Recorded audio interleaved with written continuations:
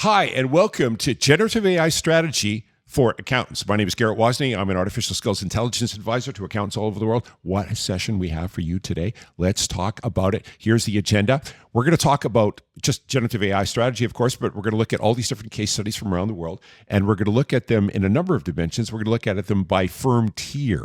So, for example, global. Those are the big four, for example, the big giants. And mid-tier and regional firms, what AI strategies have they adopted? What lessons can we learn from those? And also small and boutique firms, what is their specialized, unique lanes in artificial intelligence? Then we'll look at case studies by operational area, things like areas, dimensions like tax and advisory, audit and assurance, bookkeeping and payroll, management accounting, firms, operations and client advisory. How are they adopting AI? We'll unpack those. We'll also learn from those case studies, and we've developed here a trusted acceleration toolkit. And as part of that, we'll come up and identify 4 tiers of adoption to identify those types of tasks that are low risk and medium risk and high risk, and items that are prohibited. So it's important to distinguish what kind of tasks and where they sit in that matrix. And then we'll talk about the 4 phases of adoption. And as part of that, we'll have a risk mitigation checklist, a governance model, who should be looking after which parts of the AI, some suggested key performance indicators. And whoa, you got to hang around for the end. We're going to talk about what's ahead. We're going to talk about 30 different forecasts that we can expect between now and 2030 for the accounting profession and its adoption of artificial intelligence. And then we'll wrap it up with some conclusion and key takeaways. And let's get started. Okay, now let's do an introduction. What we're seeing now in the accounting landscape around the world is just navigating and undergoing incredible structural transformation between 2023 and the current year. You saw the profession as a whole. They shifted from experimentation with ChatGPT, and now they're moving to these agentic systems that are capable of autonomous decisions and these complex workflow orchestration. Firms that adapt quickly to these autonomous systems will redefine client value. The key is ensuring governance keeps pace with innovation. Okay, so also seeing this dual reality, there's, people ask me all the time, okay, well, Garrett, how's it impacting accounting? And I go, well, it depends. Are you looking at the big four? Are you looking at mid-tier? Are you looking at small boutique? Are you looking at tax? Are you looking at assurance? You're looking at bookkeeping? There's all these different elements and dimensions of the profession. But one seismic difference is there's between the big players and the smaller firms is that you have the big four. They're investing billions in proprietary AI infrastructure. Often this goes under the radar. And a lot of smaller firms, they're focused, rightfully so, perhaps on their own AI journey, but they don't realize that the giants out there, they are all in on AI. And the smaller firms, they face this validation gap where their adoption rates are outpacing governance and data hygiene. Smaller firms should collaborate on shared AI standards to close that governance gap. Meanwhile, Big Four's lead will demand smaller firms find niche value propositions. Another fact as well is that nearly 70% of tax and accounting professionals view GenAI, they say, hey, it's great, it's going to be very optimistic. But nearly 90% of firms still lack that visible integrated strategy. So you'll have that dichotomy there where on one hand they're very optimistic, but they really haven't rolled it out in any concrete way. And if you don't have an AI plan, you're going to be at a major competitive disadvantage with respect to talent retention or client experience or that ability to attract that next generation professional. Start small. Even a simple AI roadmap signals direction to your team. Without one, you risk losing top talent to firms who have clarity. Okay, so in this report, what we're going to do ahead is we're going to look at dozens of use cases across the United States and Canada, and the different sizes of firms, from the big four to all these different solo practitioners, from these billion-dollar deployments to these a couple of week builds. And what we want to do here is offer this snapshot, this roadmap for the profession. And what you're seeing now is this industry are moving as a whole, the accounting profession is moving from manual compliance towards this digital-first, insight-led advisory service. And firms that don't make this shift aren't standing still, they're falling behind. The shift to insight-led advisory means firms must upskill now. Those still focused on manual tasks will soon lose relevance in this evolving ecosystem. Okay, now let's look at the different case studies. And the first category of case studies we want to look at are the big four. And we're going to look at we'll look at the different tiers. We'll look at big four, the mid tier, and small. But let's just start with the global tier. And what you're seeing now is that Deloitte, Ernst & Young, KPMG, PwC, they've adopted this strategy of reinvention rather than augmentation. Right? It's not just taking marginal steps. They are rebuilding from the ground up, and they're treating AI not as just this peripheral tool, but this foundational layer of their operational architecture. That foundational approach ensures AI touches every service line. For smaller firms, the lesson is clear. Think beyond tools. Reimagine your core delivery model. Okay, and just a few highlights from the big four. PwC, they have their own proprietary AI. They call it Chat PwC. And that one proprietary model, they have nearly over 200,000 people in the firm use that on a locked down internal platform. They have almost over 95% engagement. There's no data that leaves that firewall. And a lot of the people who are using this tool reporting that they're able to do tasks like literally 8 times faster. So they have this adoption formula where they call it learn it, see it, try it, do it. And they use it using prompt parties and building momentum. So could you just explain about PwC's prompt parties and what they do? PwC's prompt parties are hands-on workshops where teams practice AI prompting together. They build competence fast and turn learning into immediate action. Okay, what if you could just unpack too that learn it, see it, try it, do it. Provide more insights about that. What is involved in each step of that? Learn it is training the fundamentals. See it means showcasing AI successes. Try it is guided practice, and do it is applying it in real projects. It builds momentum from learning to execution. Excellent. Okay. And they also, another tool that they have too, they have shared prompt libraries.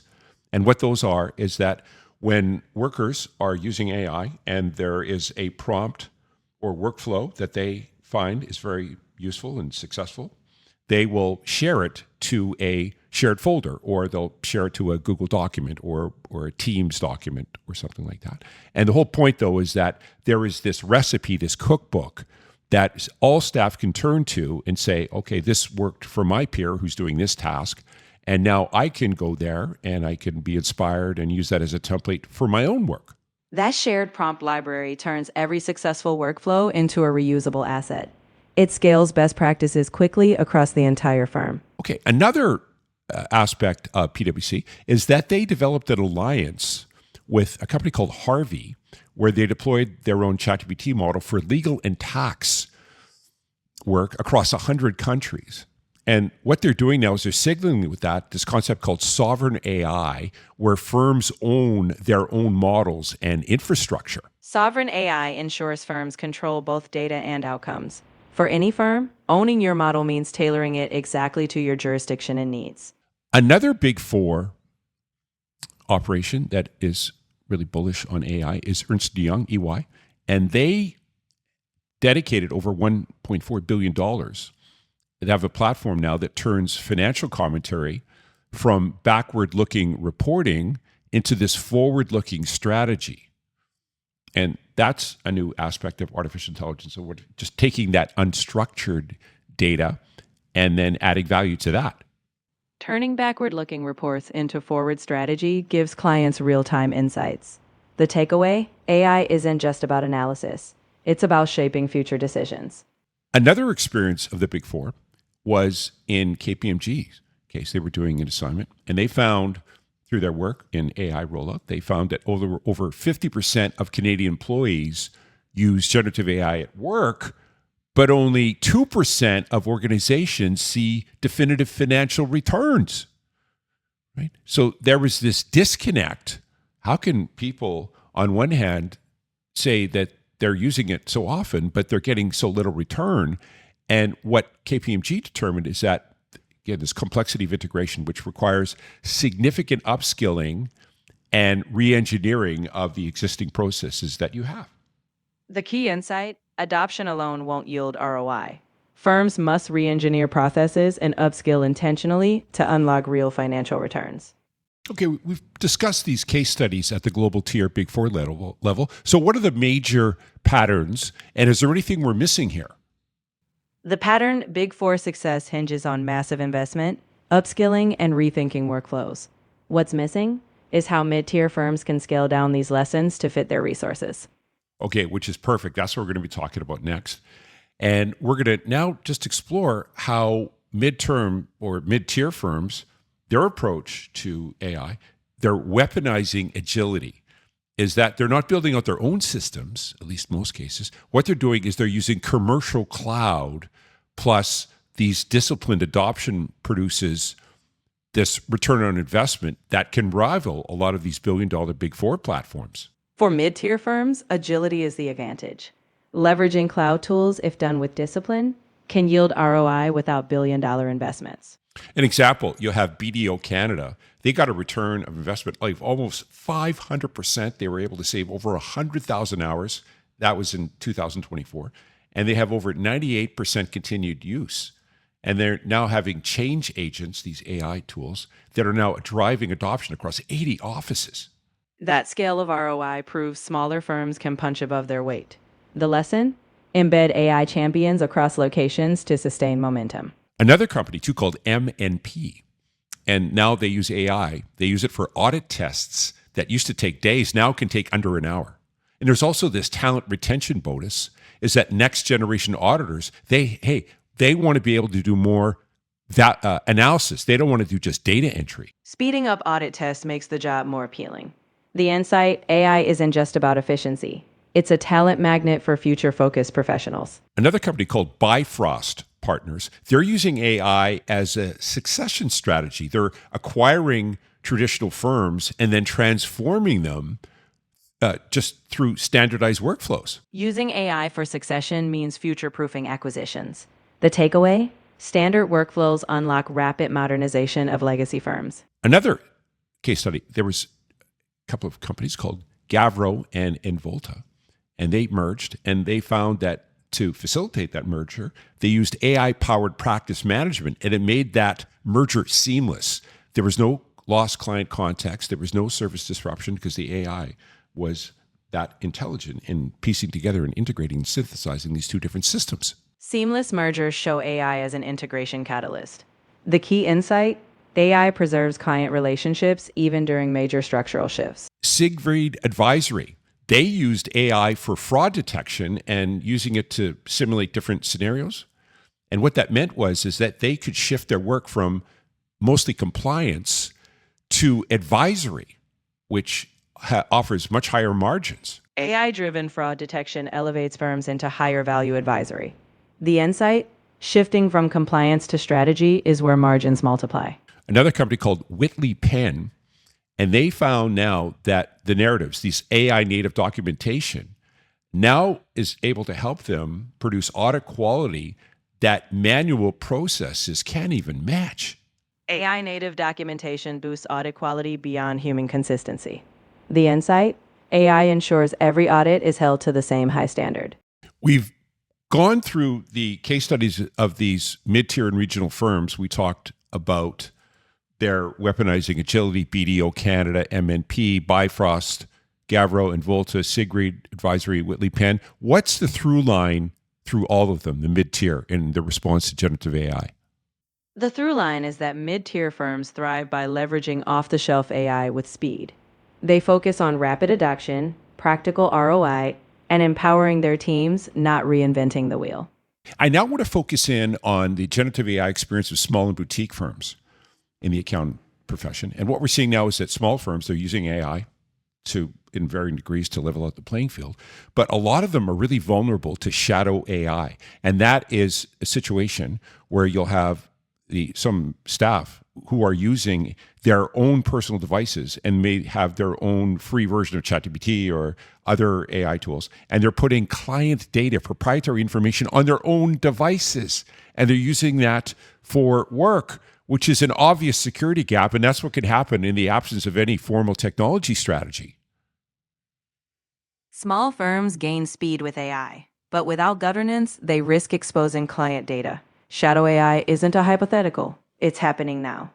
A formal AI policy isn't optional. It's their seat built in the race. Okay, here's a company. They're called MBS Accountancy, and they're finding now that they're rolling out AI, and it's helping them standardize email tone and following up with leads. So it's a really simple application, but it's had a huge impact, and partners would stop spending hours on all these non-technical communications. MBS Accountancy's win is clarity. GenAI eliminated hours of partner level email. The impact?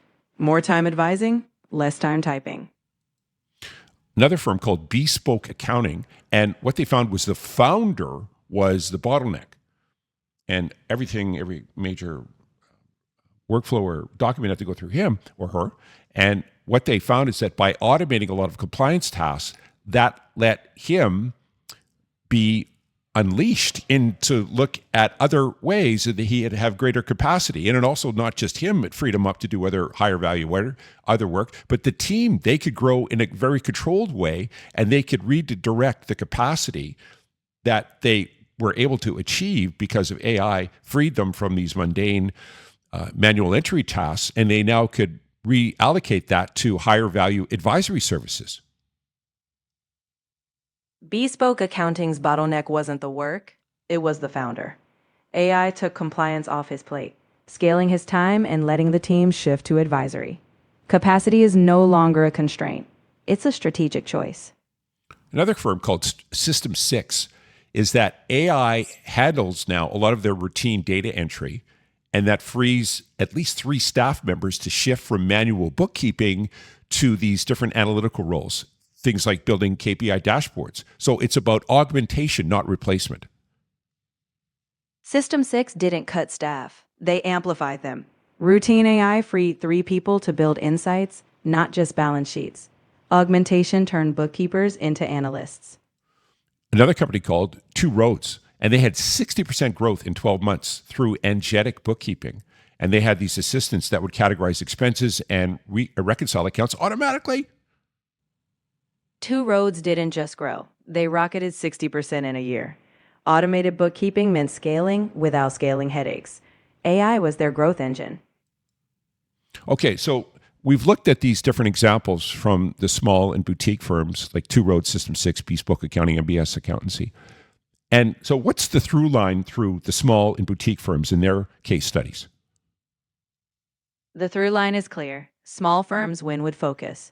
They use AI to remove bottlenecks, standardize tasks, and shift people from manual labor to higher value roles. Every example shows AI isn't just a tool, it's their strategic multiplier. We're now going to focus in on accounting case studies by operational area. And we're going to start with tax and advisory. And what our surveys have shown is that general purpose AI is a stepping stone, and that tax work really demands meticulous citations to code, to rulings and case law, not just plausible sounding answers. In tax and advisory, general AI is just the entry point. The real game is precision. Tax AI must cite rulings, not guess. In this field, plausible isn't acceptable. Only defensible is. Okay. And one thing that we've seen from these case studies that we looked at is the return on investment is usually bigger than expected. One firm, they saved up to 8 hours per user per week. And that's $1.5 to almost $2 million in client tax savings. So even modest results compound fast across the different tax and advisory teams. ROI in tax AI isn't linear, it's exponential. One firm's 8 hours saved per week turned into millions in client tax value. Modest AI gains ripple across entire teams. Okay. Another element too is that usability is governance.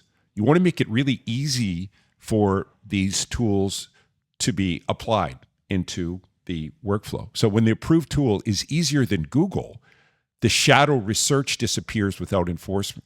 For example, sometimes people bring in their own AI to do work, but when you make it as easy as possible, when you reduce that friction using the AI tools, that shadow work or that shadow workflow or that under the table nefarious use goes away. Usability is governance in action. When the approved AI tool is easier than Google, shadow AI fades naturally. Friction-free tools turn compliance into a habit, not an enforcement. Okay. Also, one issue that's come up with the tax advisory is that junior staff can't challenge what they can't evaluate.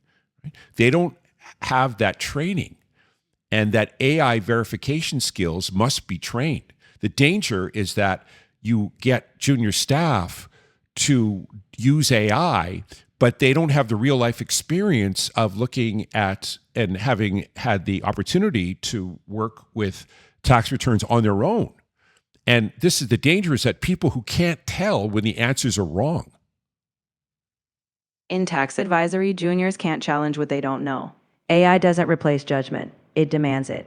Without training AI verification, firms risk trusting plausible answers blindly.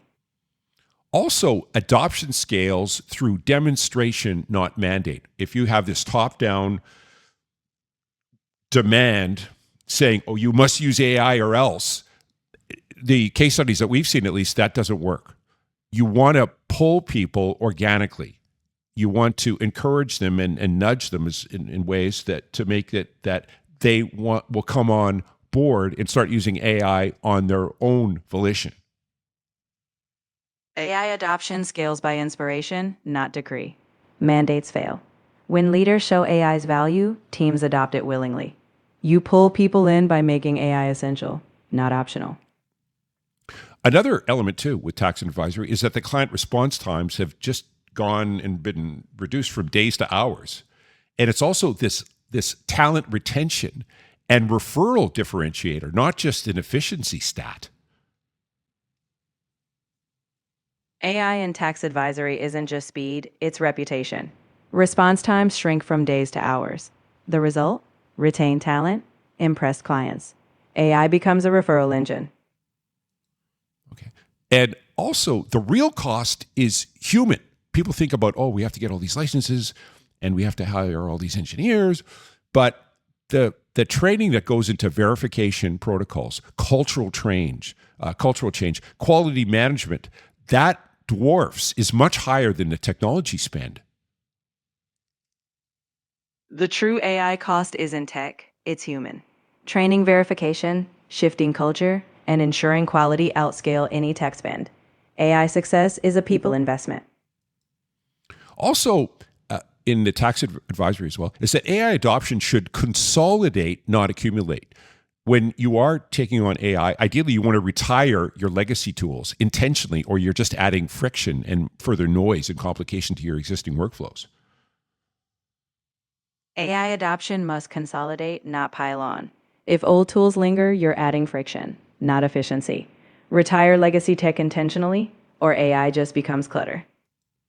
Okay. So another element too is that speed without traceability is a liability. In regulated work, you will always have to have defensible citation-backed positions.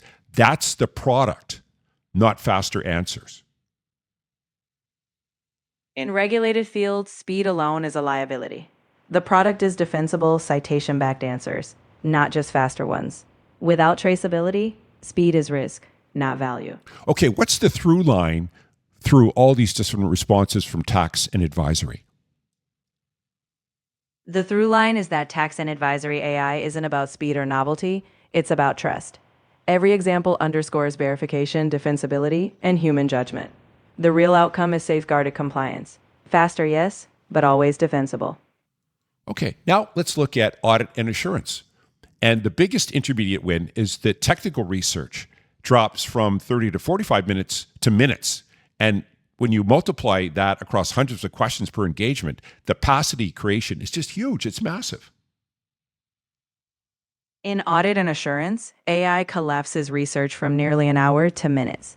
Multiply that by hundreds of queries, and capacity soars. Efficiency gains aren't incremental, they're transformative.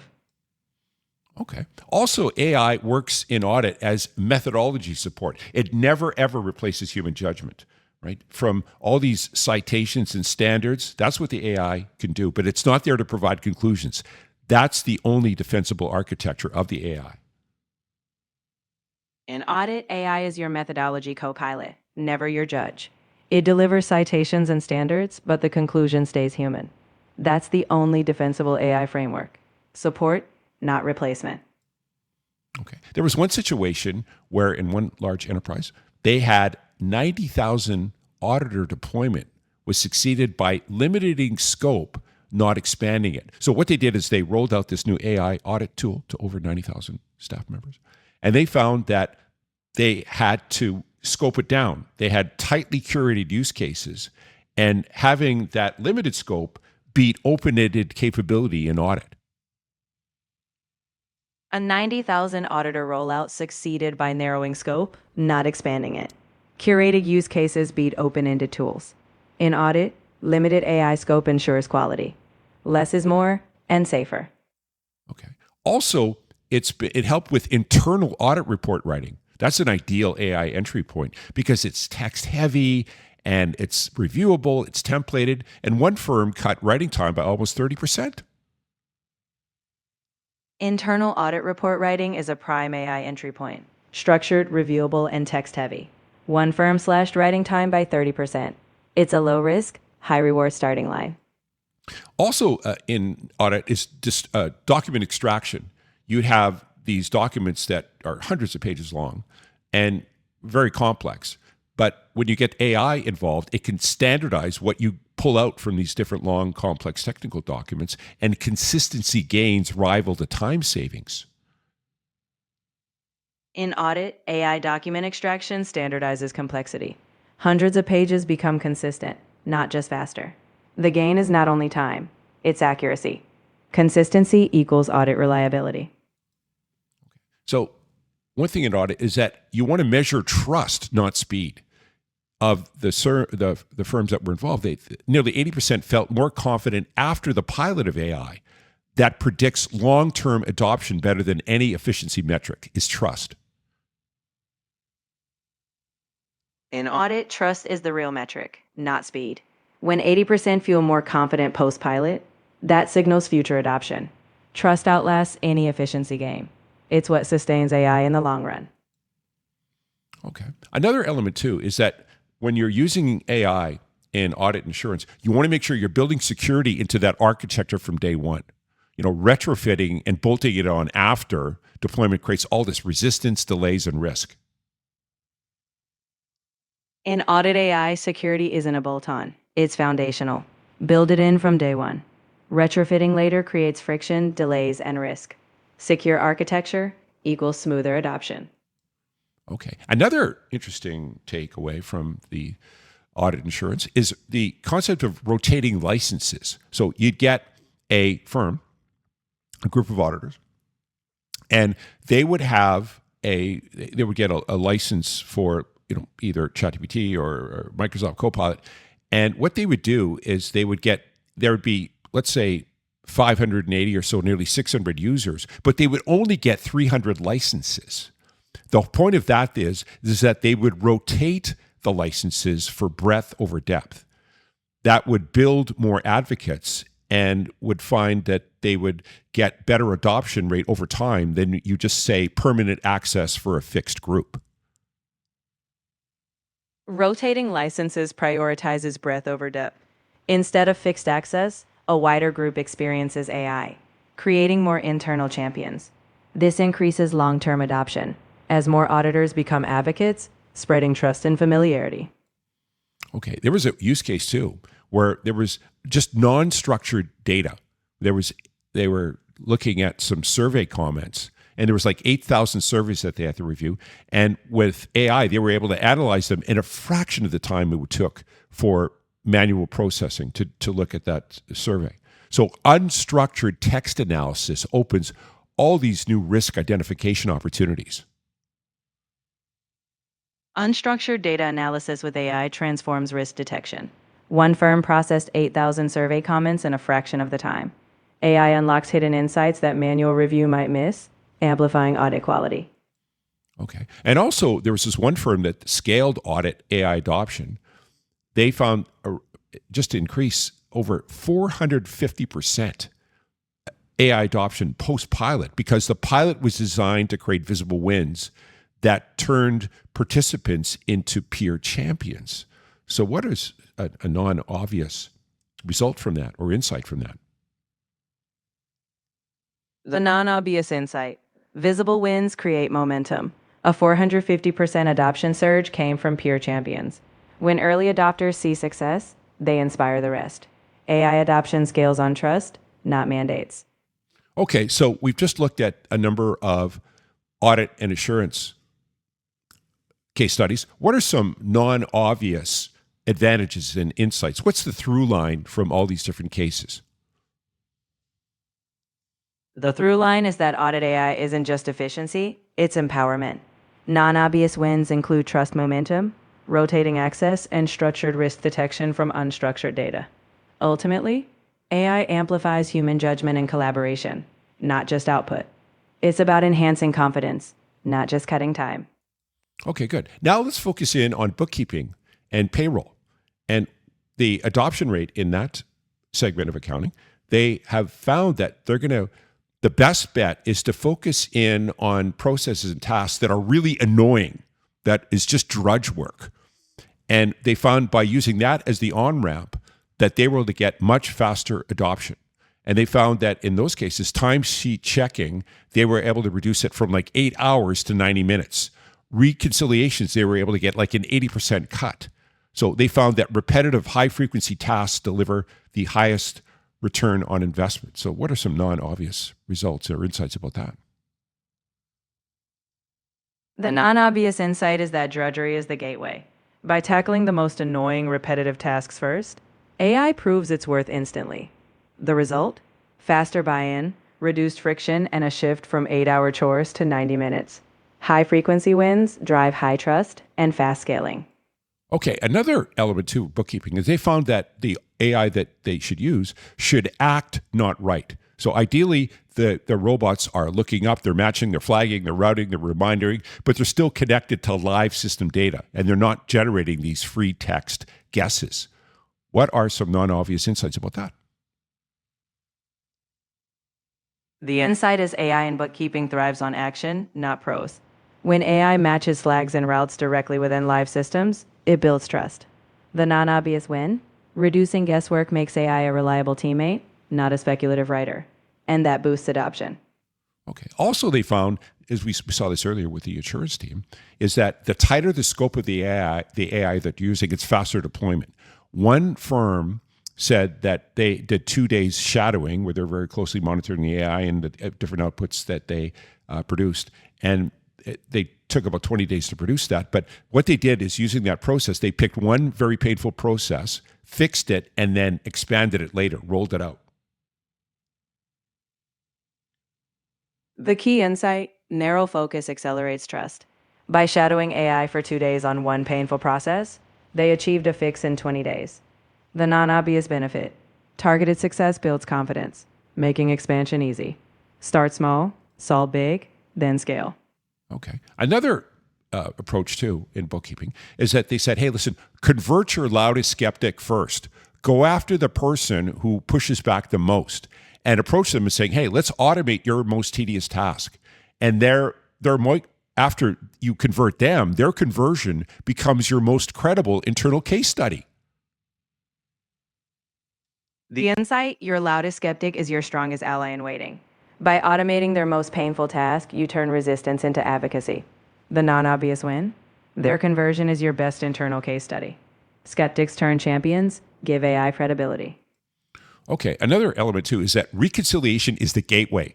When you have AI and you use it with clear inputs, clear logic, and a clear review process, one team sees it work and then every other closed task gets questioned.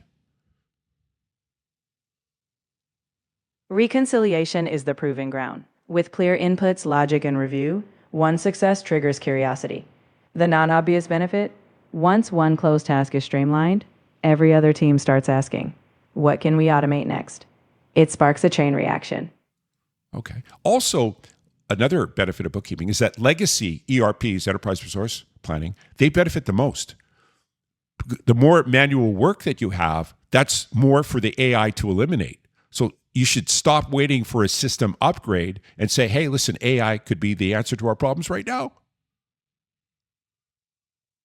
The insight, legacy systems aren't barriers, they're opportunities. The more manual work, the more AI can eliminate. Stop waiting for ERP upgrades. AI solves today's inefficiencies. The non obvious advantage: AI turns old tech into a high ROI playground. Okay. Another element too is that AI, really important, is that AI can't operate on what it can't see. If you still have paper, you still have shoebox accounting, physical signatures, filing cabinets are invisible until digitized. So you have to have that digital bridge. And without that digital bridge, you don't have AI. The insight is simple: AI is blind without a digital bridge. If data is stuck in paper, AI can't help. Physical files stay invisible. The non obvious takeaway: digitization isn't just modernization, it's the prerequisite for AI. Without it, AI has nothing to transform. Okay. Another element too, bookkeeping, is that system data beats free text input. So AI pulling from live records creates stronger audit trails than manual processes ever did. The insight: AI anchored in system data is inherently auditable. When AI pulls directly from live records, it produces a stronger audit trail than manual input ever could. The non obvious value: free text is a black box. Live system data is a clear window. Okay. Also, with bookkeeping, small teams benefit disproportionately. You can have 4 hours saved weekly on a lean team. Is it marginal? It's survival. The insight: for small teams, AI time savings aren't incremental, they're existential. 4 hours saved weekly on a lean team isn't a bonus, it's a lifeline. The non obvious takeaway: AI magnifies small teams' capacity, turning survival into growth. Okay. And then another technique they have is they'll call it Mail Monday, where they designate one day of the week where they scan, summarize, categorize, and ticket all their paper. So an entire week's paper intake triaged in 20-minute sprints. And that's something that worked extraordinarily well for many bookkeeping and payroll firms. The insight: batching analog to digital is transformational. Mail Monday turns a week of paper into a 20-minute AI sprint. The non obvious benefit: by triaging once a week, you create a habit.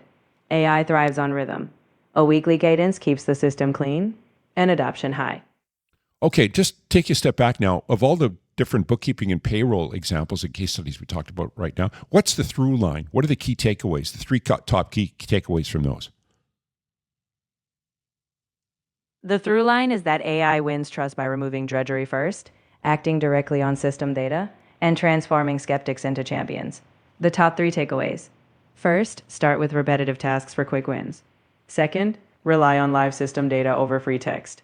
And third, convert skeptics by automating their pain points. In short, AI in bookkeeping scales through trust, not just efficiency. Okay, now let's look at management and accounting and FP&A and data modernization. Is that you want to unify your data before AI. If you walk in with fragmented files and different siloed systems, that's going to produce all these unreliable outputs. It's like a racing engine on flat tires. In FP&A, AI is only as good as your data foundation. Fragmented systems yield unreliable outputs. The takeaway: unify data first, then introduce AI. Otherwise, you're putting a racing engine on flat tires. Clean data ensures reliable, strategic insights.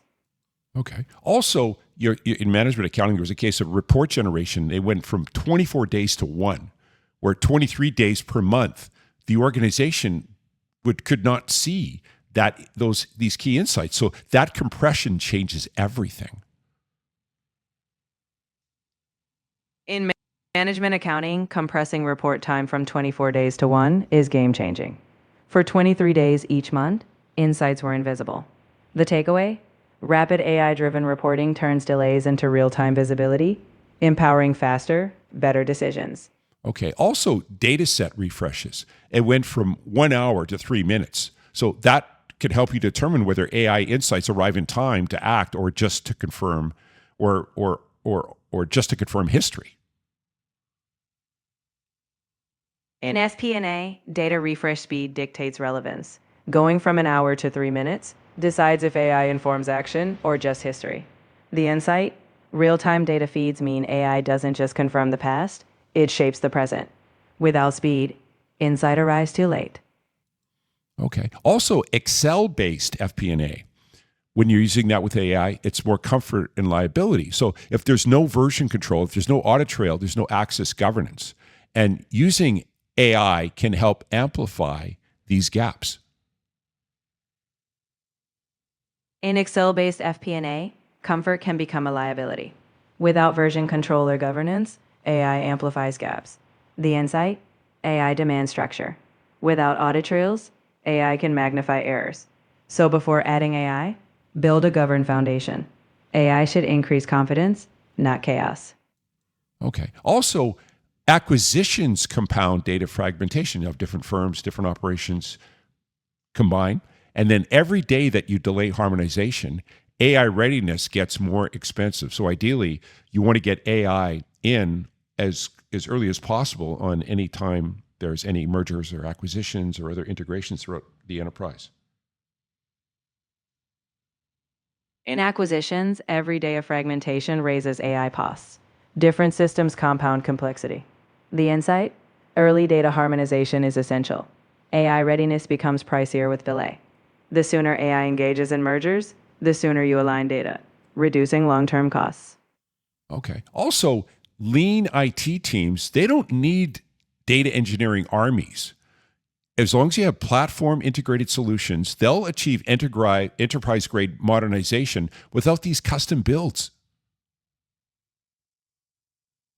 The insight, lean IT teams can modernize without armies. Platform integrated solutions deliver enterprise grade AI without custom builds. The non obvious takeaway: you don't need a huge data engineering team. Pick the right platform, and AI driven modernization scales, even with a small crew.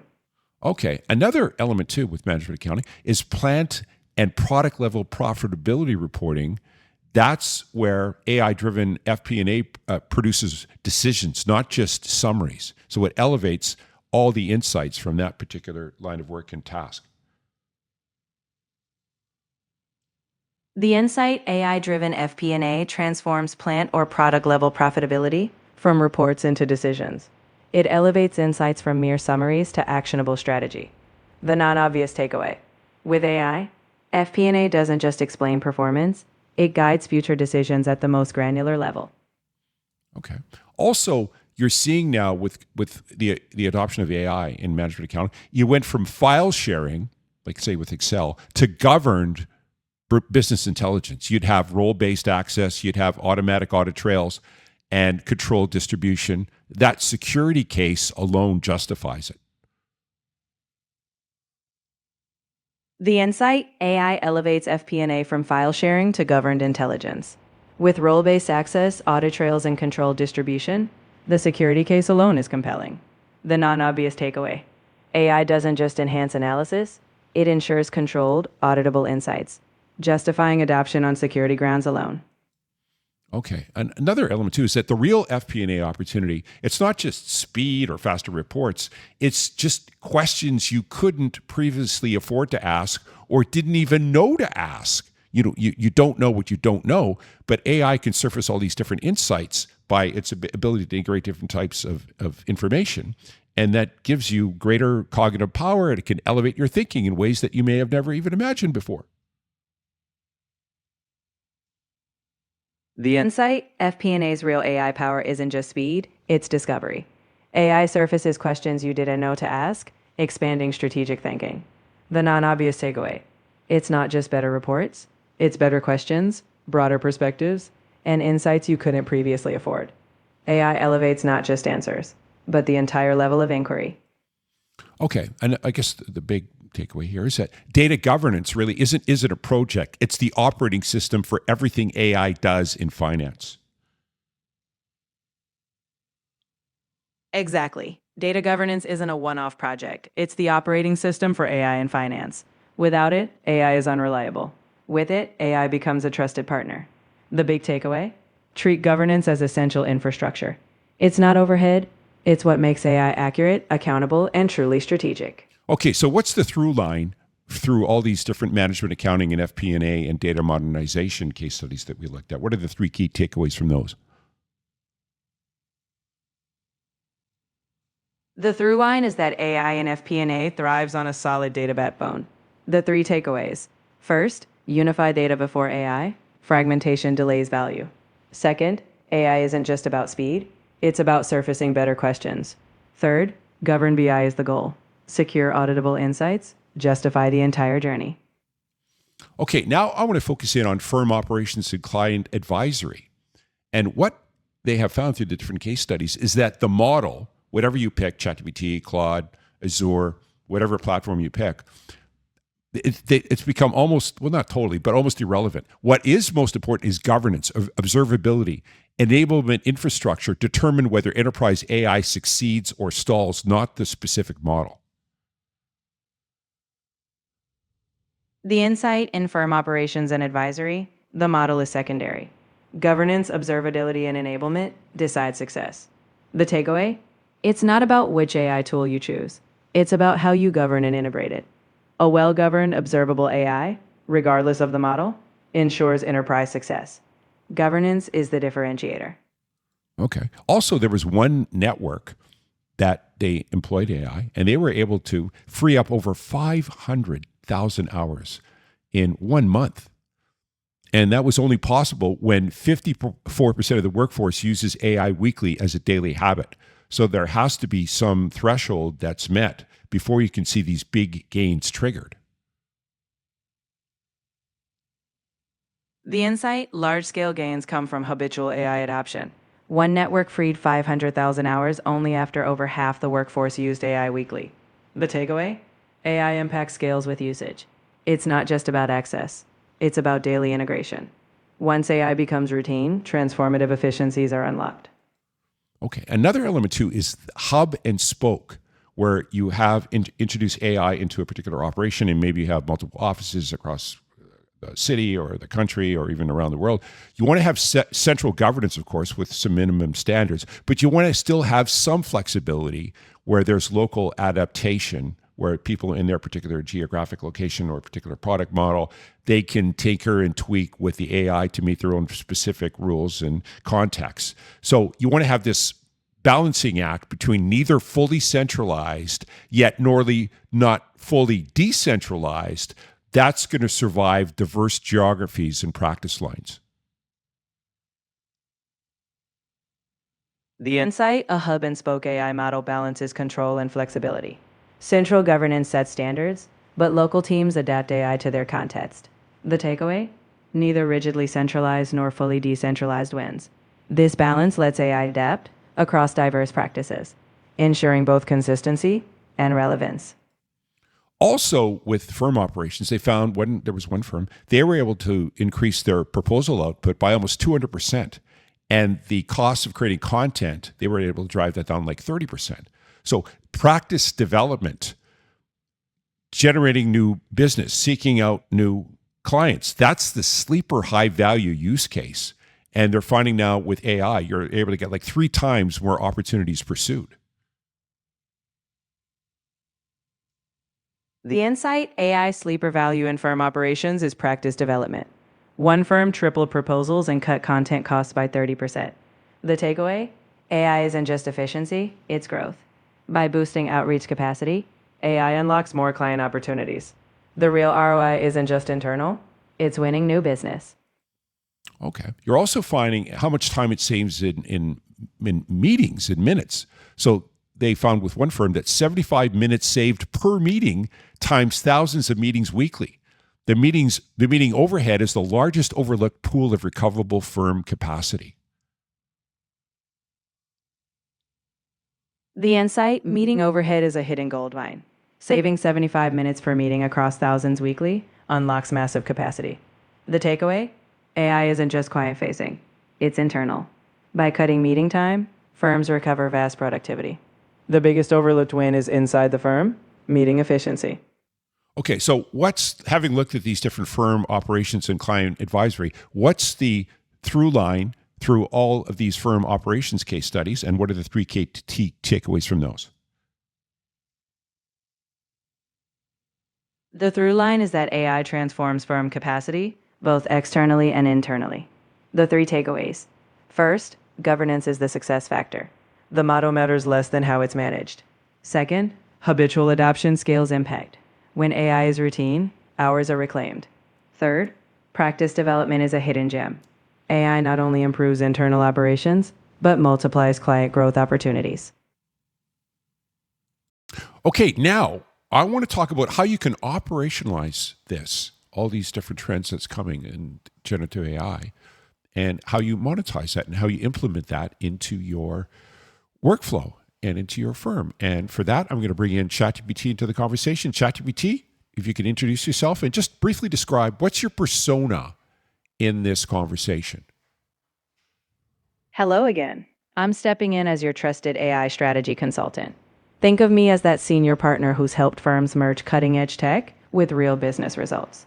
I'll give you concise, practical commentary as you lay out your steps, making sure. One of the things that's come up with in adopting AI in accounting firms is that if you move too fast, there's all these data breaches, there's fabricated citations, there's all this regulatory exposure. But if you move too slow, you're going to fall behind your competitors.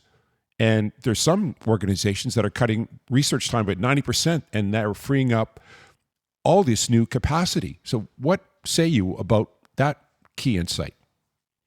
I'd say your sweet spot is structured experimentation. Begin with controlled pilots, internal workflows, and regulatory sandboxing. So you build speed safely. Every quick win can be showcased to clients, proving trust and efficiency. In short, accelerate but with governance guardrails. Okay, one thing we found too in this survey that we found that winners were not the fastest or the most cautious. They were the ones who knew where to accelerate and where to hold the line. Strategic pacing is everything. Identify low risk, high impact domains to accelerate, like automating routine tasks, while holding the line on client facing or high stakes areas until governance matures. Okay, speaking of which, AI, it works when it's treated as this assistant inside a governance system, but it can fail dramatically when it's treated as this ungoverned external writer. Spot on. AI thrives when it's integrated into a clear accountability structure. Make it part of your internal team, with human oversight at every key step. When AI is governed like a junior partner, not a rogue actor, you minimize failure and maximize trust. Governance is your seatbelt. Okay, another thing we found in the survey is that the framework that we have sorts every use case into 4 risk tiers. You have safe starting points, you have professional work with guardrails, you have transformative automation and prohibitive activities. That's a smart framework. It gives you a map. Start with those safe zones to build confidence, then cautiously scale up to transformative areas. Knowing what's prohibitive keeps you out of trouble. Okay. This tier. All right, I'm right here if you have any more thoughts or ideas. Just let me know. Okay, in this particular conversation, though, ChatGPT, is there a way that we could say, when I say something, that you limit the word count that you say? So you tell me. It's almost like a play-by-play when you're watching sports. I'm the play-by-play, but you're the color. Absolutely. I'll stick to brief, punchy color commentary. Just a few sentences like a highlight reel. You call the play, I'll keep it snappy. Let's do it. Like, give an example. In this case, so if you move too fast, there'll be data breaches. There'll be all this regulatory exposure. But if you move too slow, you'll fall behind. There's competitors now. They're cutting their research time by 90%. They're getting all these new capacity built. That is a concern that you need to be aware of. It's all about speed with guardrails. Move fast, but only where you've got trust measures in place. Balance the throttle and the brake. And one thing we found too is that winners weren't the fastest or the most cautious, is that they just knew where to accelerate and then when to hold the line. Strategic pacing is the real game changer. Knowing which moves are green lights and where to tap the brakes keeps you in the lead without crashing. Also, we learned that AI works when treated as this assistant, this AI brain within this walled garden, within a governed system. But it can fail miserably when it's treated as this unsanctioned, ungoverned external writer and does not have any constraints. Right. Treat AI like a junior colleague with rules, not a loose cannon. It's safe and powerful when it's inside your governance walls. Keep it accountable. Okay, ChatGPT, that's really cool. What do you think? Does that work? That back and forth? What's your take on that? I think it flowed really well. Your play by play set the scene, and I could just jump in with those quick insights. If you liked it, we can keep that style going. Yeah, definitely. We'll keep it going. We're going to start at the top again.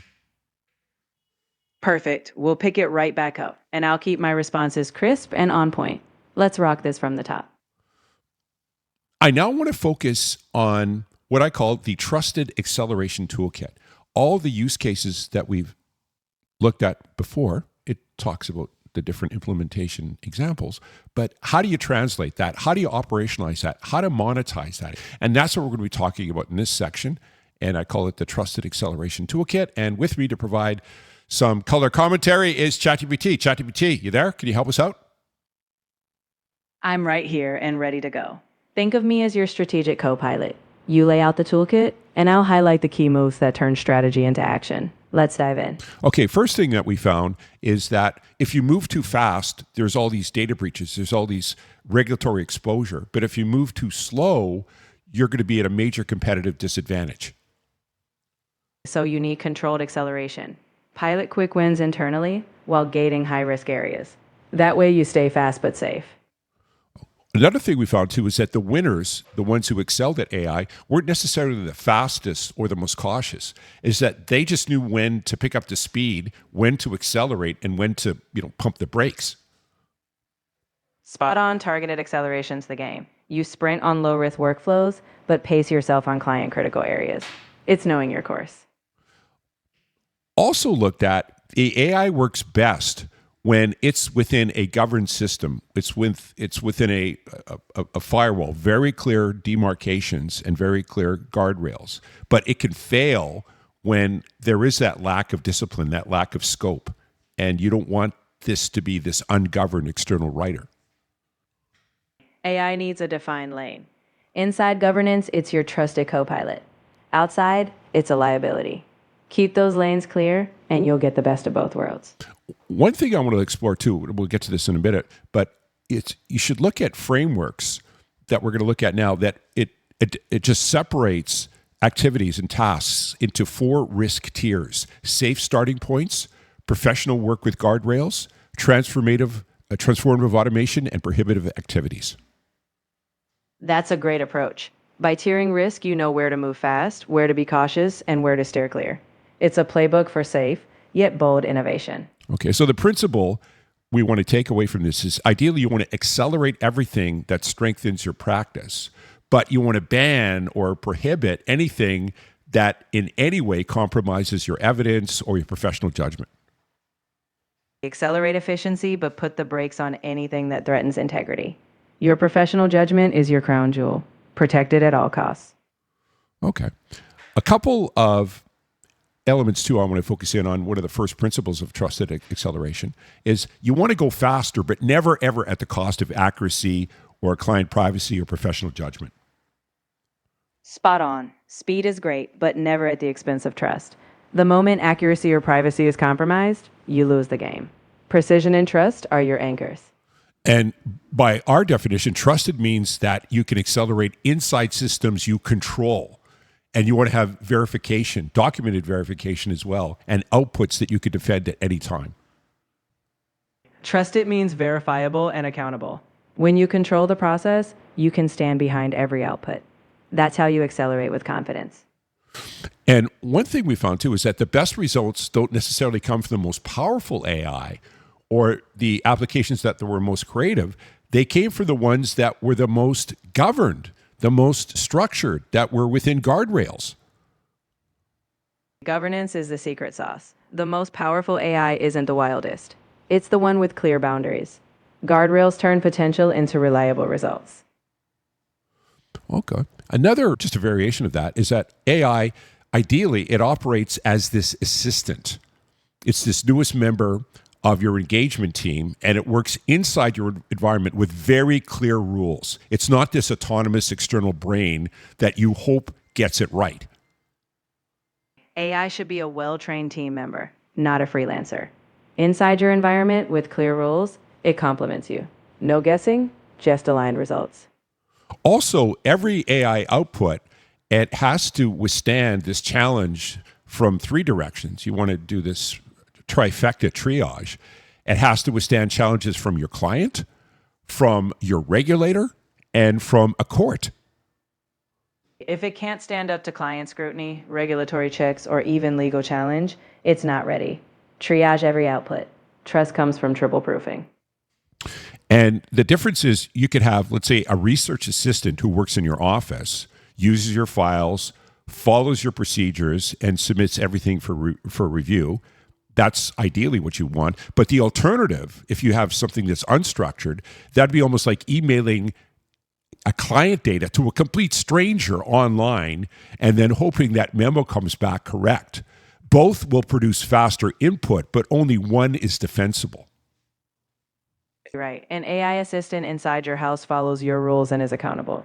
The external wildcard, that's a trust disaster waiting to happen. Faster isn't worth it if you can't defend it. Okay. Also, we found in our survey is that the firms that won didn't ask, what can AI do? They asked, what can AI do inside our control environment? Winning firms didn't chase AI hype. They harnessed it where they had control. It's not what can AI do. It's what can AI do reliably under our roof. Okay. Now I want to look at the 4 tiers that we're going to explore. So every AI use case based on the use cases that we looked at is based on 2 factors: risk if the AI gets it wrong, and the speed of the return on investment. And the first tier is tier A, low risk, fast return on investment. And that's types of activities like internal drafts, meeting notes, document summaries, and you start here this week. That's the perfect launch pad. These quick wins build confidence, show value, and they're low stakes. Starting here means you get momentum without risk. So jump in now. Okay. Then you have tier B, and that's medium risk and moderate return on investment. And you could have examples like tax research, but verified sources, of course. You could have questions and answers related to audit methodology, or you could have some sort of templated report drafting. But these require specialized tools and verification training. Here's where you proceed, but with care. You'll need tailored tools and human oversight. It's a solid step up. More value, but you safeguard each result. Okay, tier C is high risk, and the return on investment here is very transformative. You have these different agentic workflows that act on your systems, reconciliations, approvals, client deliverables, and they require mature governance, to say the least, before deployment. Spot on. This is where you unlock massive gains, but only with rock-solid governance. Think safety checks first. You'll transform the firm, but only after your guardrails are rock solid. Okay, and then the final tier is tier D, and that's prohibited. You do not, under any circumstances, want to put client data in public AI tools. You do not want to run the risk of unverified citations or autonomous tax advice without review. There's been incredible amount of documented cases where there's been breaches and firms collapse, and if you lose your data, you lose your firm. This is the no-go zone. Crossing this line risks everything. Guard that trust like your firm's life depends on it, because it does. Okay. So what I want to show out here is that the progression is the strategy. Tier A builds confidence. Tier B builds capacity. Tier C builds transformation. And Tier D builds the fence that keeps you out of trouble. Each tier is a deliberate step. You start small, gain trust, expand capacity, transform boldly, and never drop the fence. That's sustainable acceleration. Okay, now I want to let's do more of a deep dive on Tier A. So with Tier A, you're using it for internal drafts, summaries, meeting notes, but you want to make sure that the output is reviewed before it reaches anybody who matters. And it's low risk because the errors will cost minutes of editing. There's not really client trust because you're not really sending it outside the firm for the most part. And you get fast return on investment because everyone does these tasks daily. Tier A is your sandbox for efficiency. You gain quick wins and any mistakes are easy fixes. It's where you build momentum, knowing your reputation stays safe. So use it early and often to free up your team's time. So either you want to start here and you can build confidence before anything consequential. Starting here gives you a safe proving ground. Once your team trusts the small stuff, you'll have the confidence to scale up to bigger wins. Okay, let's go on to tier B, where this is where you're increasing the risk here, where AI touches professional work. You're doing report drafting, you're doing audit methodology, you're doing tax research. You want to make sure that anything that you're doing on this front is grounded in verified sources that you control, not the general internet. Absolutely. Tier B is where you up your game, but with strict sourcing. Everything AI does here is backed by your trusted data. It's where you scale expertise. Just make sure every insight can be traced back to a reliable, controlled source. Okay, just to build on that, in this case, risk is relatively, it is moderate because the outputs influence professional conclusions and the managed citations, for example, they need to be traceable and the review, that human oversight, that CPA skepticism absolutely has to be into play. Tier B has real impact, so human oversight is non-negotiable. Every source must be rock solid, and you apply professional skepticism at every step. That's how you elevate without risking your reputation. Okay, one of the things we found, though, that one of the benefits of Tier B is that when they are using AI within these grounded frameworks, is that research can drop from doing a memo or any other kind of drafting in any kind of tax or assurance or bookkeeping topic. It could drop from let's say 30 minutes or more, an hour, to mere minutes. And in some cases, we had memo drafts that took typically 4 hours, and they could do that in 30 minutes. Tier B is where you unlock serious efficiency. With grounded AI, tasks that took hours shrink to minutes. You gain speed while still safeguarding trust. That's the sweet spot of productivity. Okay, the thing though with that is that when you want to get the AI to start touching professional work, in many cases it requires specialized tools and verification training before launch. But once it is up and running, that could be the biggest accelerator and largest productivity lever in billable work. The upfront investment in tools and training is a must. But once you've done that, it's a game changer. You'll see billable work skyrocket in efficiency, all while keeping the professional bar high. Okay, let's go on to tier C. And this is where it's another level entirely, where the AI, it stops drafting, but it starts doing. It will start doing reconciliations, approvals, client deliverables generated autonomously inside your systems. Tier C is where AI becomes a trusted actor, not just an assistant. But this only works once governance is mature. You're talking major impact, but it's earned through discipline.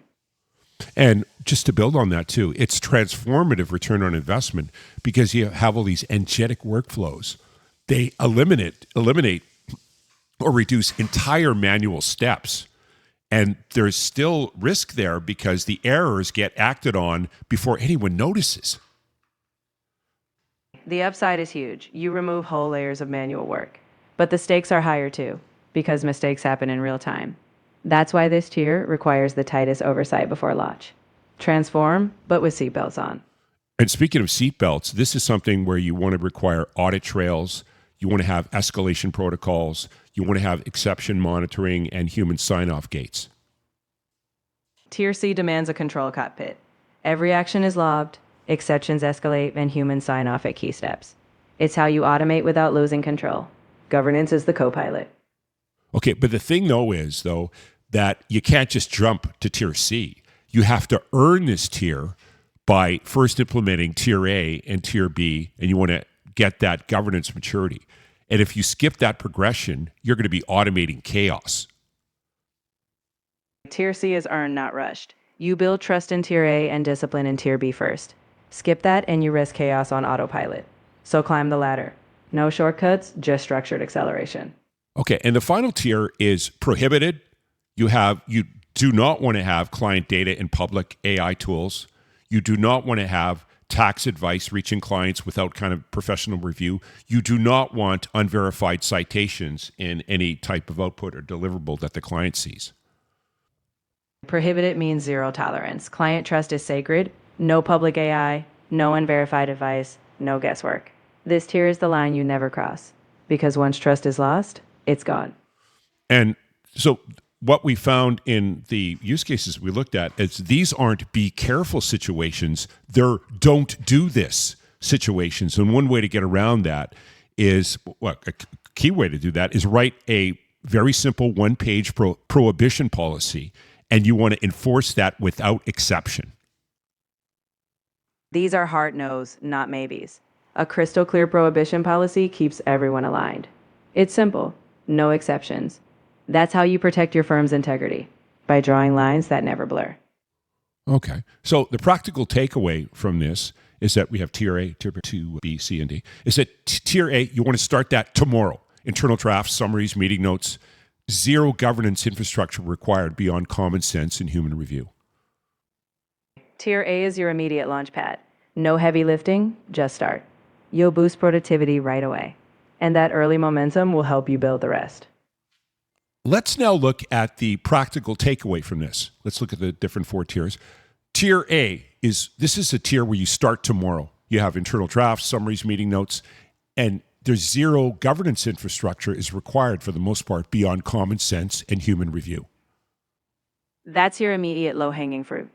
Everyone can try it, and you'll see productivity lift right away. It's a no-brainer starting point.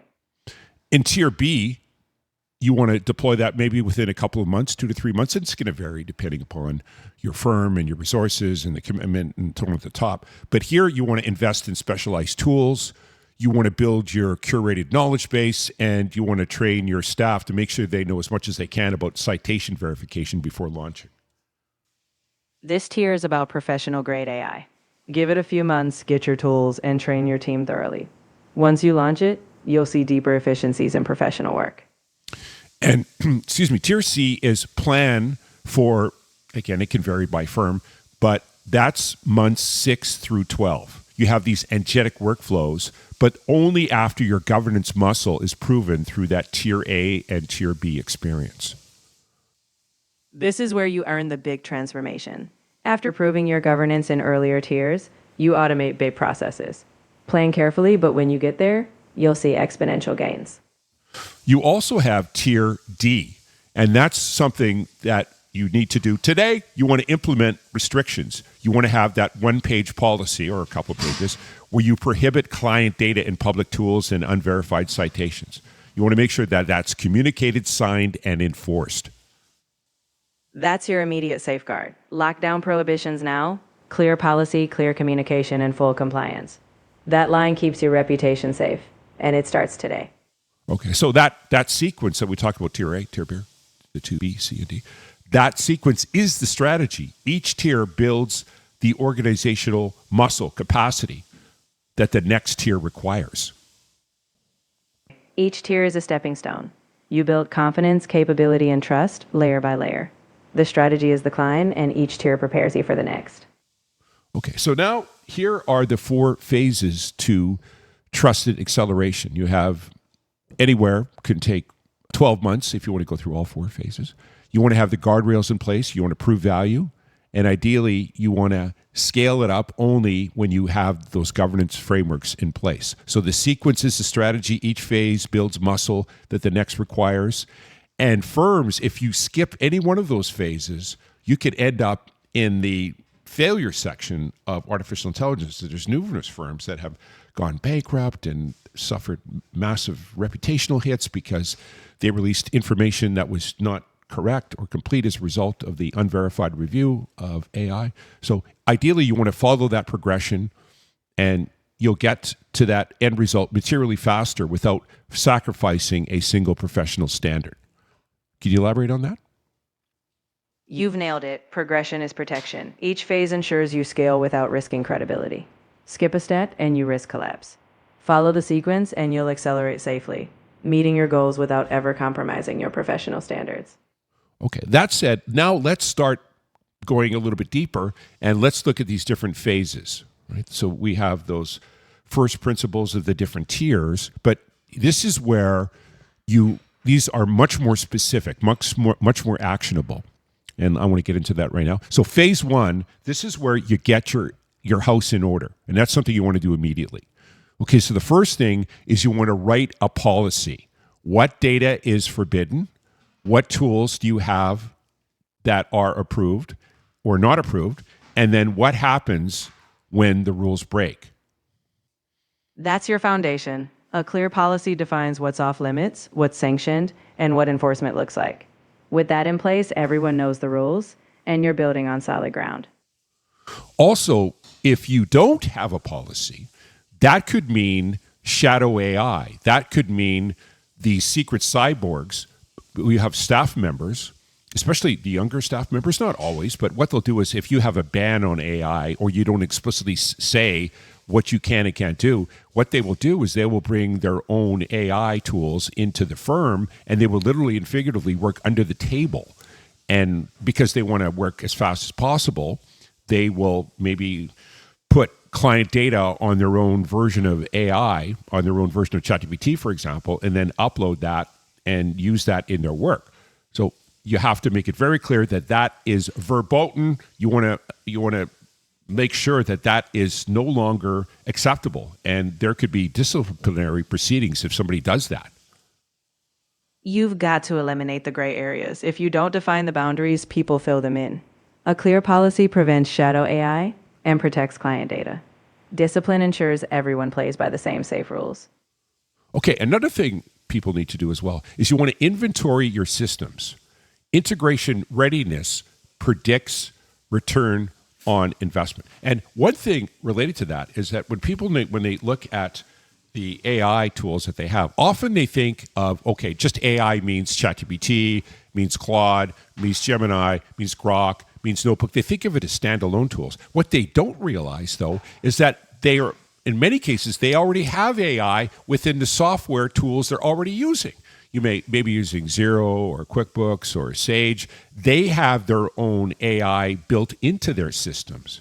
And if you may be using software now, they don't have the AI right now, but it's certainly in the pipeline. So it's important to be aware that when you're talking about AI, it's not just the standalone applications like ChatGPT or Claude, but are the tools that are already embedded in your workflow and your existing software, like your enterprise resource planning software or customer relation management software.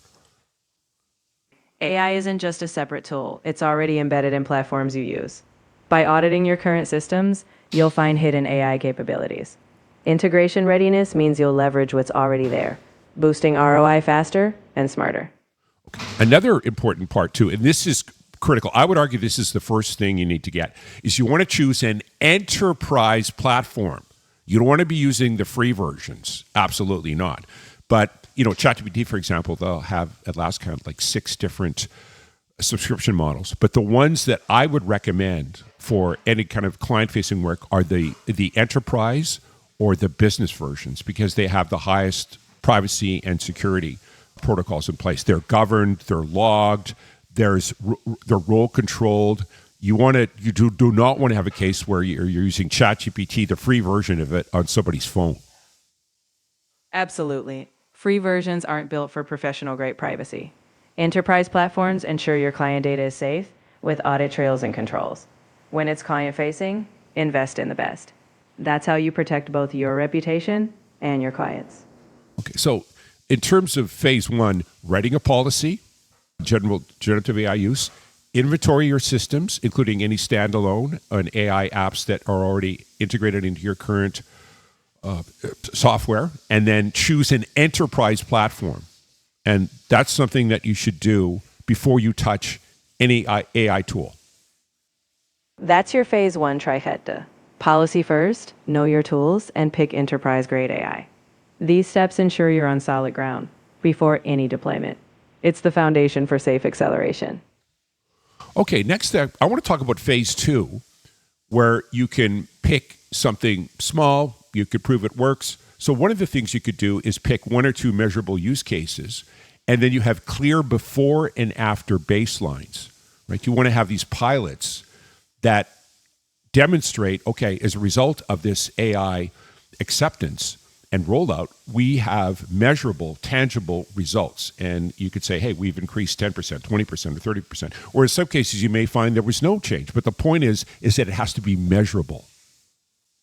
Absolutely. Start small, measure everything. With clear before and after metrics, you'll prove value or learn quickly. Those measurable wins are what built momentum and buy-in across the firm. Next up is you want to define that human review step in advance, right? Who is responsible? Who signs off? Who reviews? What do they check? What happens if the errors escalate? You're spot on. Define the human checkpoints up front. Who owns the review, what they verify, and how escalation works. That ensures every AI output gets a human seal of approval before it matters. Another really important part of phase 2 as well is that you want to build a shared prompt library. And the highest firms, the firms that had the highest adoption rates are ones that had a prompt library. So you could just briefly explain what is a prompt library? A prompt library is a set of pre-built, proven instructions for AI. By sharing them, everyone uses what works best. It's like giving your team a playbook, consistent, efficient, and helping everyone get results faster. Right. And it doesn't have to be really complicated. What you could do is you could have a shared document, like a Google Docs, for example, or a Word document, or even an Excel file. And then what you could do is people in your organization or your department, when they have, through experimentation, have a particular prompt that they have found very effective, they just put that in the prompt library. And that's something that their peers can review and say, hey, it worked for them, it worked for my colleague, and it worked for me as well. It's a simple shared resource. As people discover effective prompts, they add them. The team can then reuse what works, saving time and improving consistency. It's collective intelligence in action. Another major consideration that we have when we looked at the different use cases is that every successful adoption of AI, there was foundational review built into the system. And the ones that failed were missing that review step and process. That review step is the safeguard. Every successful rollout has that human review baked in. Without it, errors slip through. So defining and enforcing that review is what separates success from failure. Okay, I now want to talk about phase 3, where you start embedding AI into how you actually work. And that could take anywhere from like months 3 to 6. And this is where you move from copy and paste to embedded AI inside the tools that staff already use. And the surveys have found that embedded deployments held up to 90% adoption. And then some of the standalone tools lost a lot of users when the novelty of that using that particular tool faded. That's where real adoption happens. When AI is part of the workflow, not an extra step, people stick with it. Seamless integration means higher usage and lasting impact. That's how you get lasting buy-in. Okay, another way to get buy-in too is you want to build dashboards.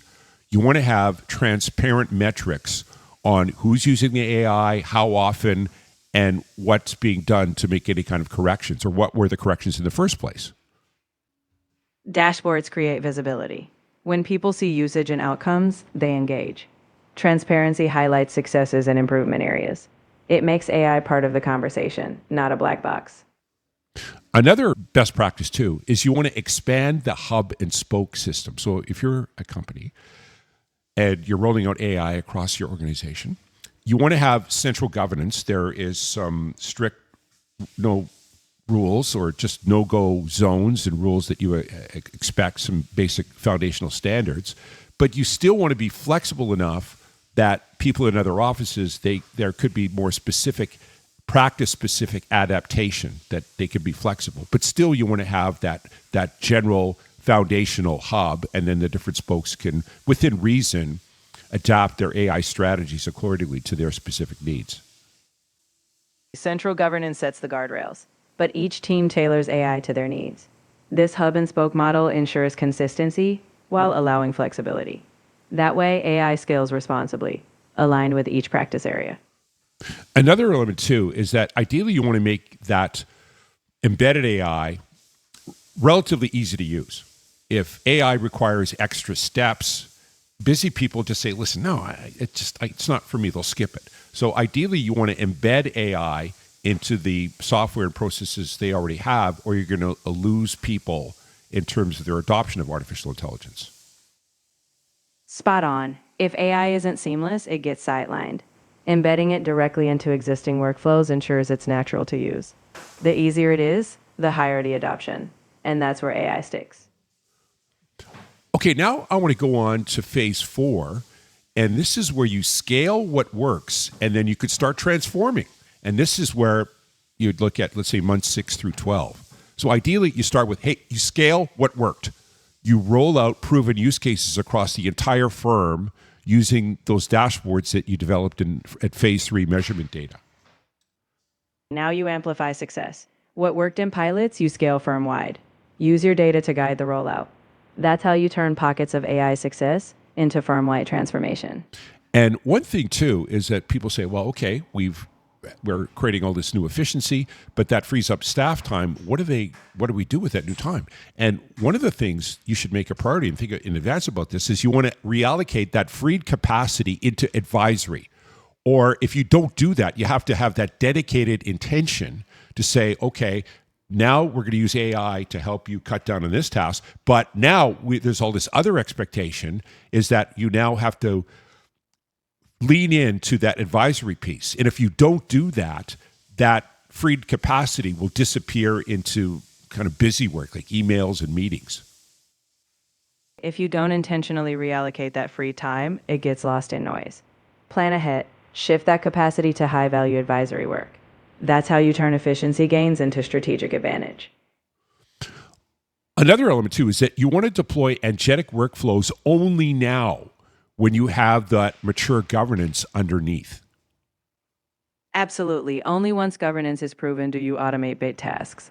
Mature oversight ensures these workflows run safely. That's how you scale the most transformative AI. Only when you're ready. And when AI, here's another really important thing, too, is that you're seeing now some organizations, they're pushing back on saying, okay, we're using AI, and now you can do it in less time, so we want a discount. So in many cases, AI makes hourly billing punitive. And this is where accountants, as part of their AI adoption, should think about, okay, perhaps we need to shift our pricing to more of a value-based pricing model. If AI slashes hours, pricing must evolve. Value-based pricing aligns with outcomes, not time. By focusing on impact, you protect revenue, even as AI boosts efficiency. It's future-proofing your model. Okay, some other things as well. There's all these different tiers and the different phases that we looked at. But along the way, overarching all of them is looking at and being aware of the different risks that are in play. So one of the main ones is data control. You want to have a risk checklist. You want to make sure that client confidential data never enters any kind of public AI tools. It's only for enterprise environments only.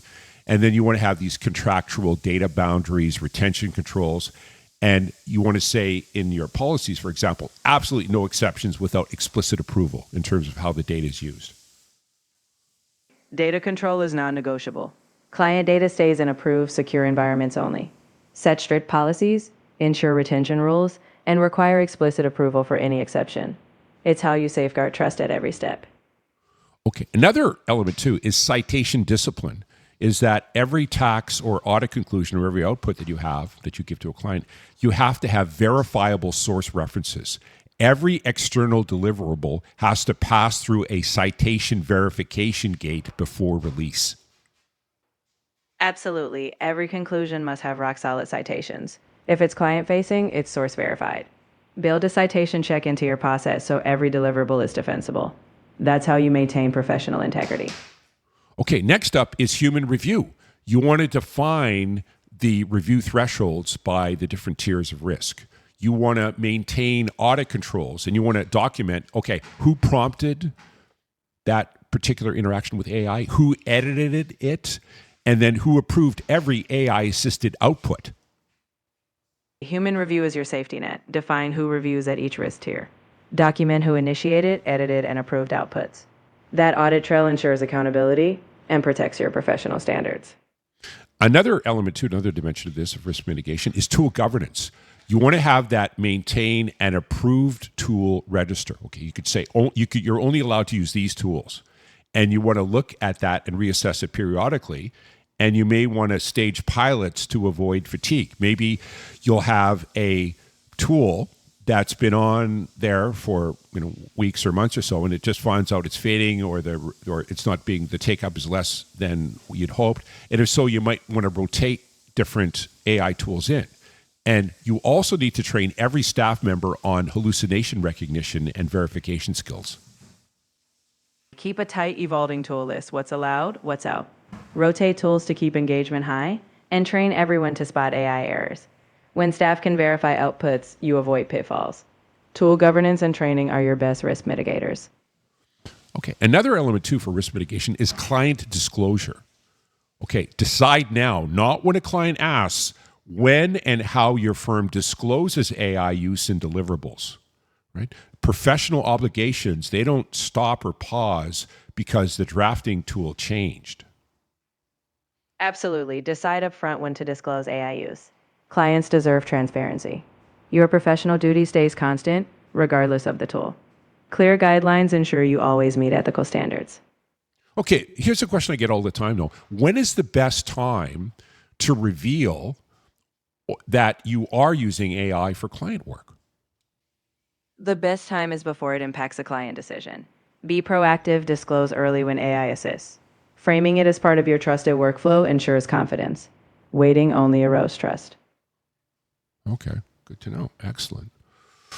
Okay, now I want to look at the governance model with respect to AI implementation. And how would you organize the decision-making process within your firm? And here's one suggested workflow, is that at the top you have a AI steering committee. And that could be a partner, a managing partner, chief operating officer, chief information officer. And then they set and they map out, okay, this is where AI is allowed, and they'll identify, okay, what are the investment priorities and what's the risk appetite. An AI steering committee provides top-down guidance.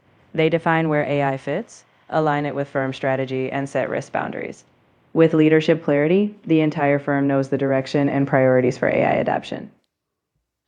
Okay, another element, or another layer, is you want to have AI product owners by practice line, where you identify someone, they're accountable for the use case outcomes and the cycle time, the quality, the client impact. Assigning product owners per practice ensures accountability. They champion use cases, monitor results, and drive improvement. This structure keeps AI aligned with real business outcomes, not just tech for tech's sake. Also, you want to have a risk and quality lead, especially tax, audit, advisory, where they will define the verification rules, that they will define the evidence standards, and they will define the exception handling as well. A risk and quality lead ensures professional standards never slip. They set the verification rules, evidence thresholds, and handle exceptions. It's their guardrails that keep AI outputs defensible and trustworthy. You also want to have a data steward where they can control the access to the different AI models and what data may be used for what. A data steward is your gatekeeper. They manage who accesses AI and what data is used where. With their oversight, you ensure data privacy, compliance, and appropriate use across the board. And another important player in this is an enablement lead, where they're responsible for training.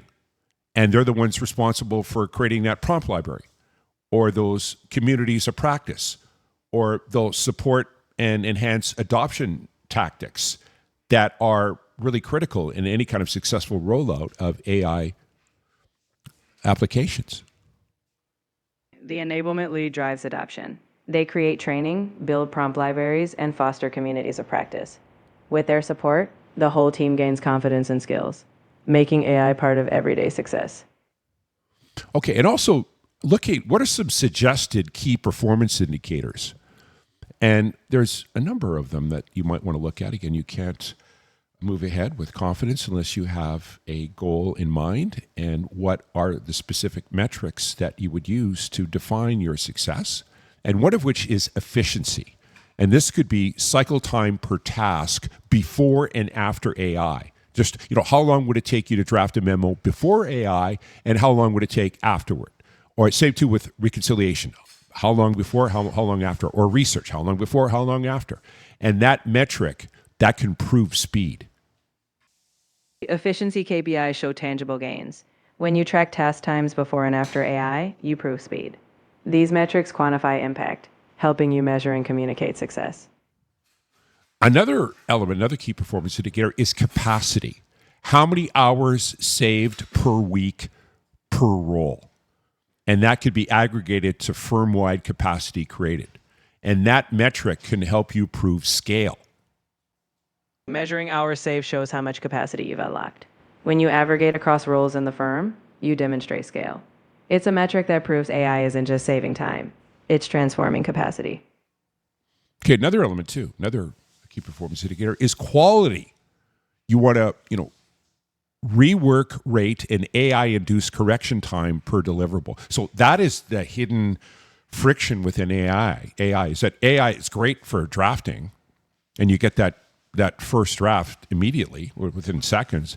But there's a price for that. Is that you now have to go back and check everything, and you have to re-system where you want to minimize as much as possible that rework rate.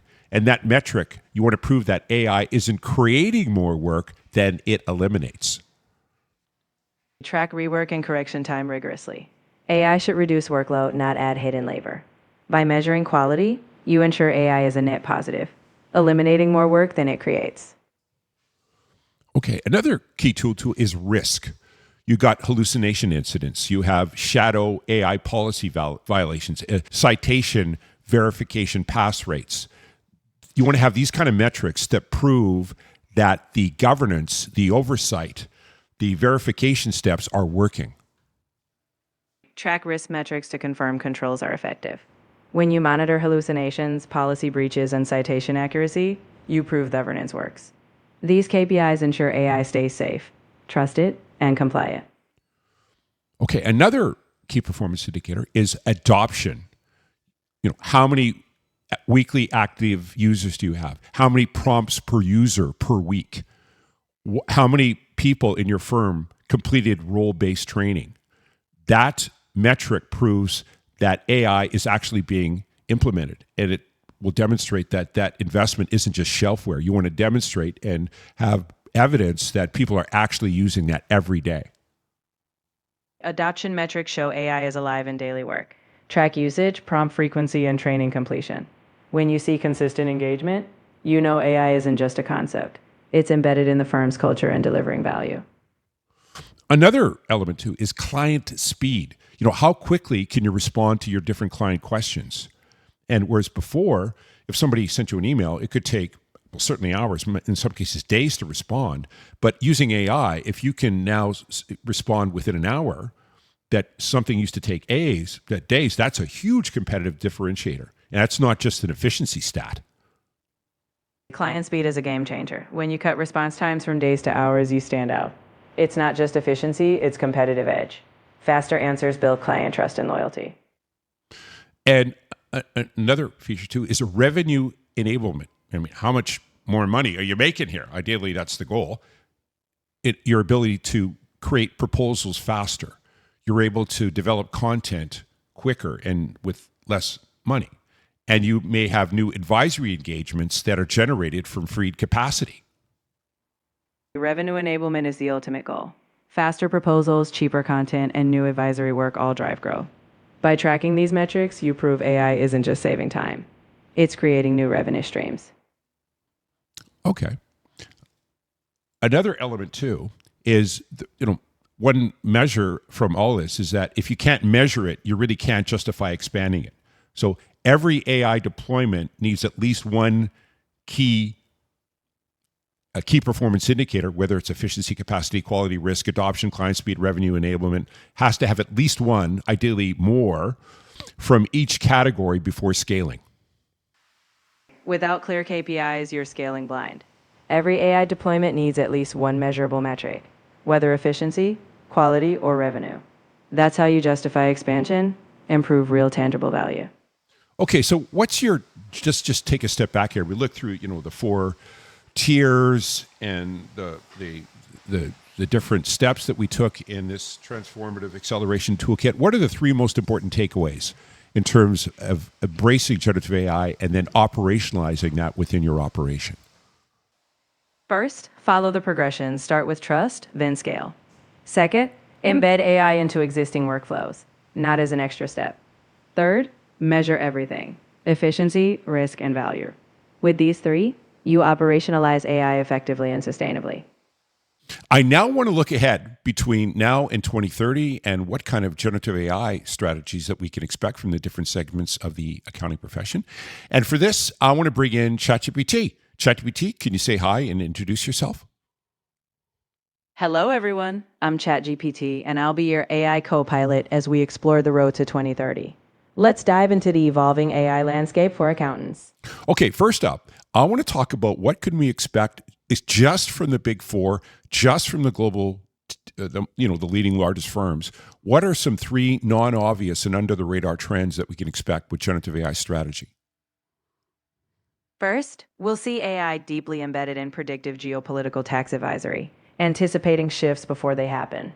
Second, AI will craft dynamic scenario-based audits, simulating what-if outcomes in real time.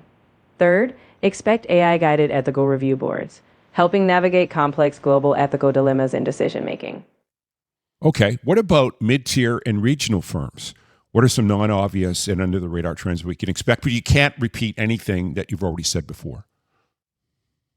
For mid-tier and regional firms, first, expect AI to create hyperlocal economic outlooks, tailored for specific communities. Second, generative AI will aid in specialized compliance. Think regional tax credits. Third, AI will enhance succession planning, mapping skill gaps and future leadership pathways. Okay, what about small and boutique accounting firms? What can we expect their generative AI strategies to look like? For small and boutique firms, first, expect AI to help preserve firm legacy, capturing institutional knowledge. Second, AI will foster niche influencer collaborations, co-creating content with local leaders. Third, AI will generate empathy reports, anticipating client emotions to personalize service. These AI strategies will elevate relationships and carve out unique niches. Okay, empathy reports. Would that be like almost like a financial psychologist? Would that be a description of it? You've got it. It's like giving accountants a little emotional radar, anticipating when a client might be stressed or need extra reassurance.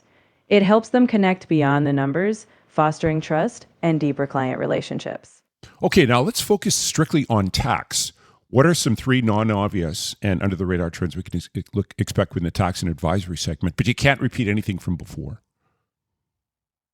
First, we'll likely see AI-driven anticipatory compliance, predicting future tax law changes before they're enacted. Second, generative AI will help design scenario-based tax shelters customized to evolving regulations. Third, AI will monitor global tax sentiment, advising firms on reputational risks tied to aggressive tax planning. It's all about proactive strategic guidance. What about audit and assurance and three strategies on that front?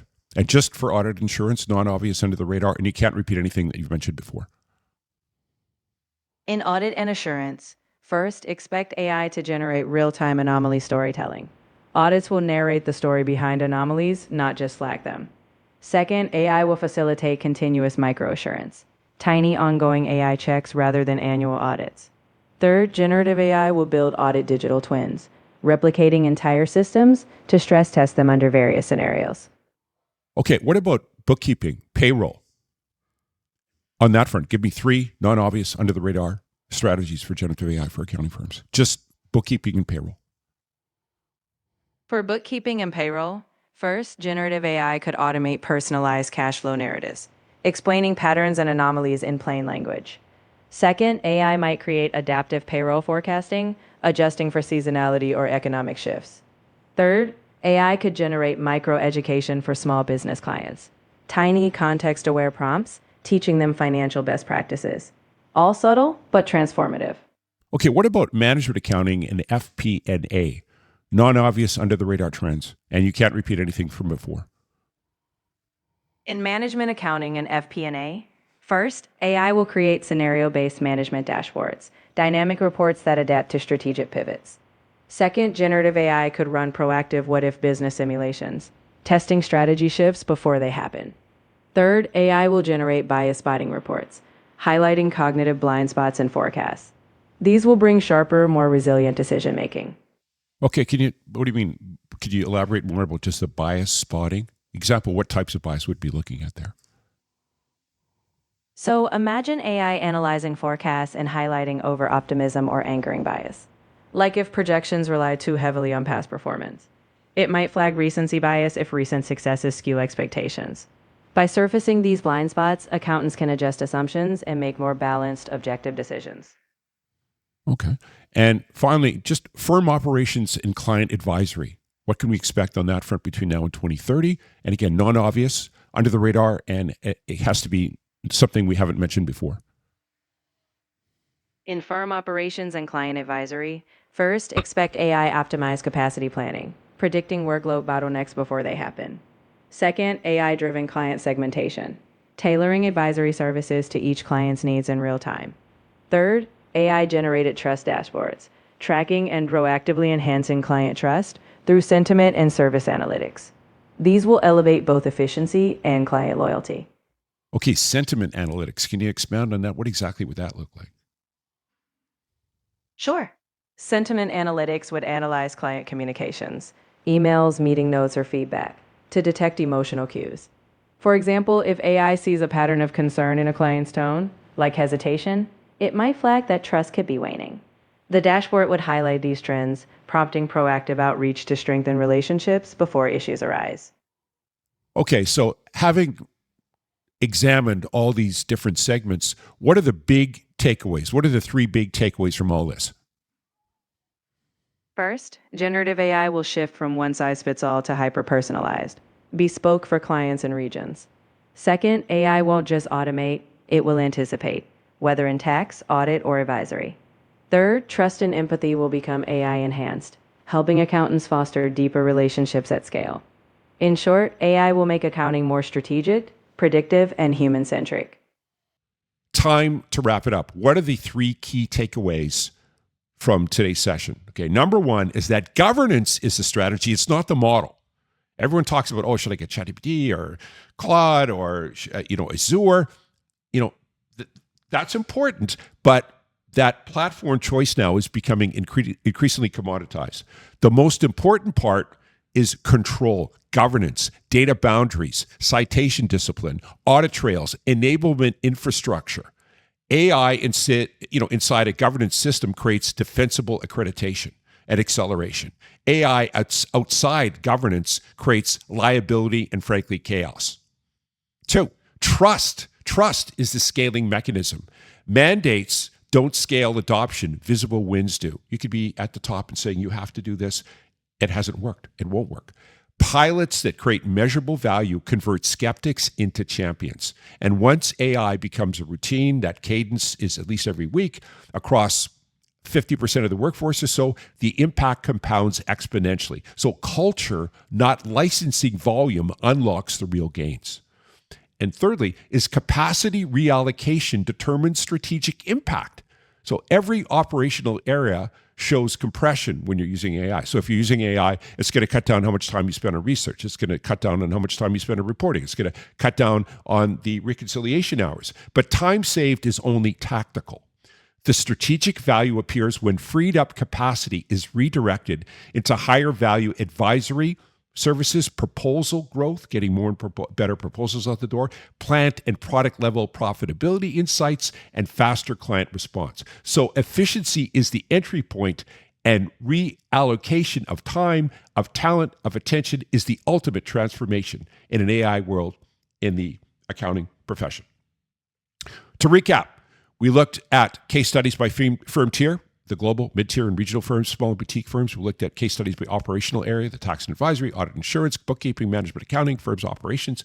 We also looked at that trusted acceleration toolkit, the 4 tiers, the 4 phases of adoption, the risk mitigation, the governance model, suggested KPIs, the 30 different forecasts in conclusion, and the key takeaways. And this has been Generative AI Strategies for Accountants.